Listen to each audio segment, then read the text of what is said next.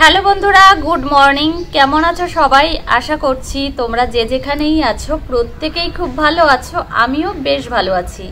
তো এখন এসেছি ছাদে, তো কিছু জামা কাপড় ধুয়ে নিয়ে এসেছি, সেগুলো এখন মেলে দেব। 11টা বেজে গেছে, তো এখন থেকেই তোমাদেরকে সঙ্গে নিয়েই ব্লগটা শুরু করছি। আর চুলটা আজকে ওয়াশ করেছি, ওই জন্য ভেজা রয়েছে, ছেড়ে দিয়েছি।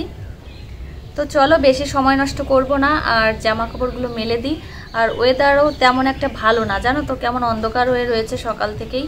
তো চলো তোমরা দেখতে থাকো, আশা করছি আজকের ব্লগটি তোমাদের খুবই ভালো লাগবে। তো চলো।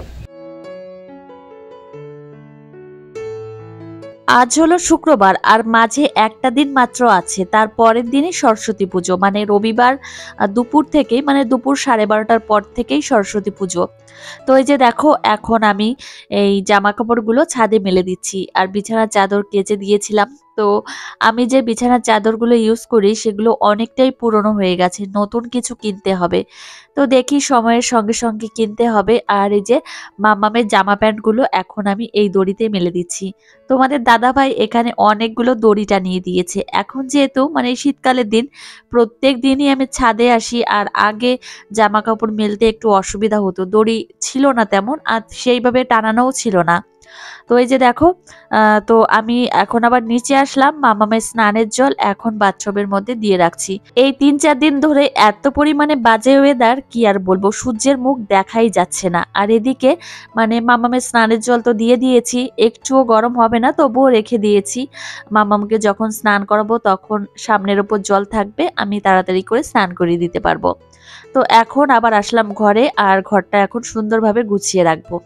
আর ওয়েদার যেহেতু খারাপ, সেই কারণে না এই ঘর মোছা হচ্ছে, তো ঘর একদমই শুকাচ্ছে না, ঘর কেমন ভেজা রয়েছে। সেই কারণেই ভাবলাম, মানে আমার রুমটাও ভেজা রয়েছে, সমস্ত ঘরগুলো কেমন ছ্যাঁতছ্যাঁতে হয়ে রয়েছে।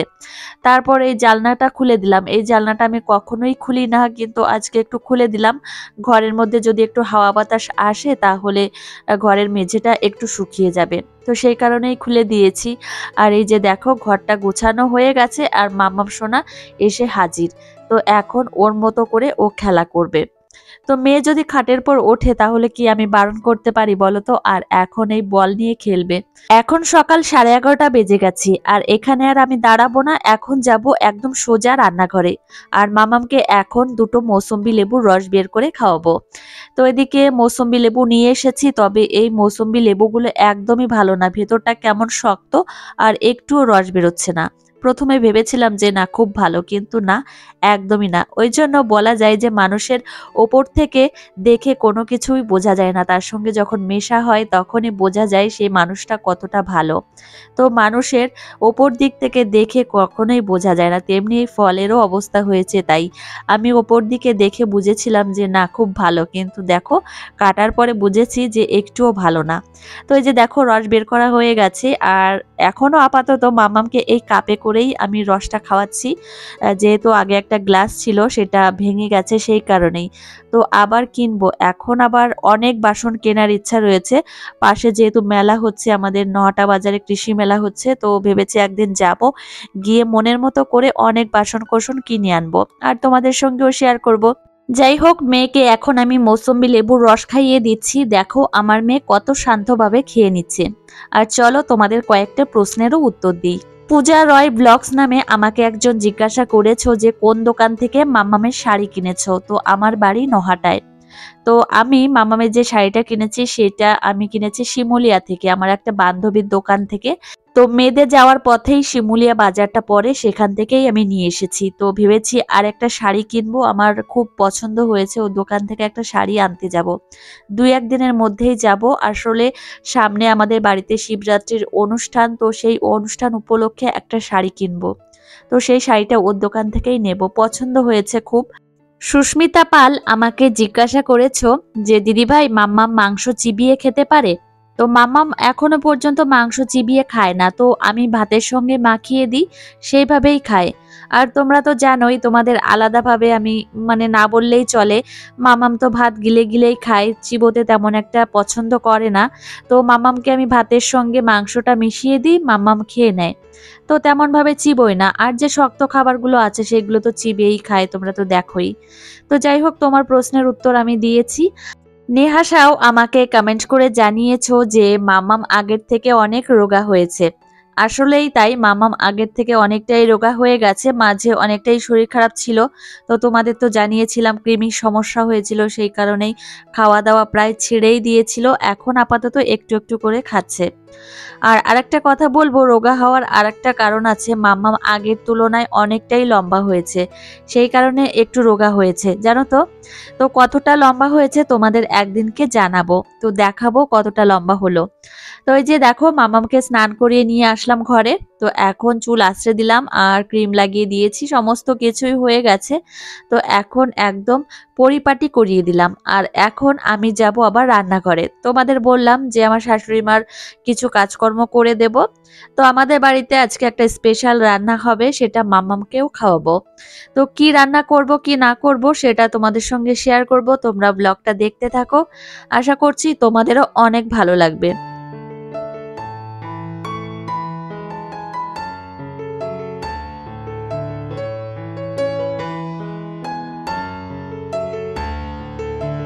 শিলনোড়া থেকে অনেকটা মশলা আমি বেটে নিয়ে এসেছি। আর আজকে আমাদের বাড়িতে কি রান্না হবে সেটা তো তোমরা দেখে বুঝেই গেছো। আমার শাশুড়ি মা আজকে লাউ পাতা দিয়ে কই মাছ সিদ্ধ দেবে, তার জন্য এদিকে দেখো মশলাটা তৈরি করা হয়ে গেছে। আর এখন পাতার উপর সুন্দর করে এইভাবে মাছ সাজিয়ে দিচ্ছে, আর আমি এখন সুতো দিয়ে বেঁধে নেব। তো এখানে আমি এসেছি আর আমার মাম্মাম আমার পায়ের কাছে রীতিমতো দাঁড়িয়ে রয়েছে আর কান্নাকাটি করছে যে কোলের উপর উঠবো। কি যে করব, মাম্মাম মোটে আমার পেছনে ছাড়ে না, মানে এত পরিমাণে মা সোহাগী হয়েছে, মা ছাড়া কিছু বোঝেই না। তো এই যে দেখো এখন মাম্মামকে কোলে নিয়েই আমি এখন মাছটা বাঁধছি। প্রচন্ড পরিমাণে অসুবিধা হচ্ছে, কিন্তু কি আর করব, মেয়ে আমার কোল থেকে নামবেই না। তারপর এইভাবেই আমি কাজগুলো করে নিচ্ছি। এখানে প্রায় কটা 6টা মাছ রয়েছে, আর 6টা মাছই আমি বাঁধবো। 6টা না 7টা মাছ মতো রয়েছে। তো সেই 7টা মাছ এইভাবে দাঁড়িয়ে দাঁড়িয়ে আমি বাঁধলাম। তো মেয়ে আমার এই দেখো কোলেই রয়েছে, আর শাশুড়ি মা ওইভাবে সাজিয়ে সাজিয়ে দিচ্ছে, আমি সেইভাবেই সুন্দরভাবে এই যে বেঁধে নিলাম, সমস্তটাই বেঁধে নিয়েছি। আর আমাদের বাড়িতে কই মাছ খেলে এইভাবেই সব থেকে বেশি পছন্দ করে। তো টিফিন কৌটার মধ্যে অনেক সময় রান্না করি, কিন্তু সেটা অতটা পছন্দ করে না, এই লাউ পাতার ভাপাটা সব থেকে বেশি পছন্দ করে। তো এখন আবার আসলাম একটু মাঠের দিকে, কেননা আমার মেয়ে প্রচুর কান্না করছিল। তারপর মাঠের দিকে এসেছি, তোমাদের দাদাভাই দেখে আসলো। আমাদের সবজি খেতে অনেক ধরনের সবজি হয়েছে, এখানে কাঁচা টমেটো হয়েছে, তো পালং শাক রয়েছে, মূলো রয়েছে। এখন অবশ্য মূলোটা অত ভালো লাগে না, তবে এই শীষালা পালং শাক দিয়ে নিরামিষ খেতে খুব ভালো লাগে। তো মাম্মাম তো আগে বাড়িতে চলে এসেছে, তো বাড়িতে এসে দেখলাম যে ওর বাপির সঙ্গে খেলা করছে, আর আমি এখন বাড়িতে এসেছি। তবে মাম্মামকে এখন খাওয়াতে হবে, ওর খাবারটা রেডি করব। আর আজকে দুপুরবেলায় মাম্মামের জন্য স্পেশাল রান্না হচ্ছে, তোমরা তো দেখে বুঝেই গেছো। তো আমাদের জন্য যে রান্নাটা হচ্ছে মাম্মামের জন্য সেই রান্নাই হচ্ছে। তো এই যে ওর বাপির সঙ্গে খেলা করছে, তো মাম্মাম এখন প্রচুর পরিমাণে খেলা করে। তো এই যে দেখো মাম্মামের জন্য ভাত নিয়ে নিয়েছি, আর এখন এই যে লাউ পাতা দিয়ে কই মাছ সিদ্ধ হয়েছে সেটাই মেয়েকে খাইয়ে দেব। তো দেখো একদম অল্প মশলা দিয়ে সিদ্ধ দিয়েছি। তো এটা আমি আগে কখনোই খাওয়াইনি, এই খাবারটা আজকে প্রথমই খাওয়াচ্ছি। তো বেশ মাম্মাম খুব ভালোভাবে খেয়ে নিয়েছিল। আর আমাদের ঘরের পাশে একটা আম গাছ রয়েছে পাশের বাড়ির, কত পরিমাণে মুকুল বেরিয়েছে দেখেছো।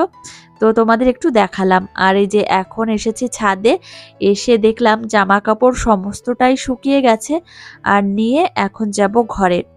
আজকে ইচ্ছা ছিল যে যাব মেলাতে, কিন্তু সেটা সম্ভব হয়নি, তোমাদের দাদাভাই নিয়ে যাব করে আর শেষে নিল না।